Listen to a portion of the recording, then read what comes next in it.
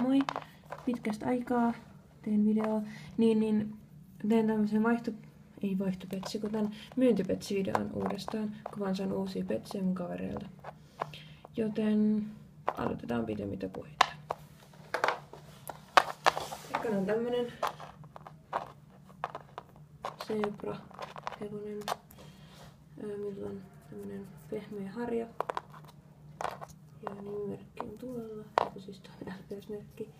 Sitten tuolla on tommonen reikä, eikä tällä ole nimimerkkejä, koska tää on tosi uusi. Sitten on tämmönen minkkifretti, mitkä ne nyt sanookaan, tai tykkää sanoa. Tuolla on nimimerkki ja sitten toi reikä. Sitten on tämmönen, sillä on tuolla tää tommoista likaa. Se ei alkaa mua haitannut missään petsissä tommonen pieni lika. Tuossa on nyt LPS-merkki ja reikä ja nimimerkki. Sitten on tämmönen peura.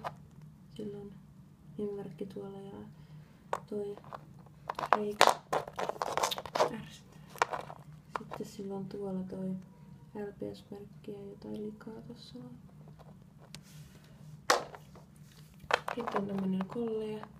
En oo ite värjännyt, oon saanut kaverilta. Ja tää on siis ollut lila. Niin se ainakin sano. Sitten tässä on reikä, ei oo nimimerkkiä. Ja sit se on luultavasti alla.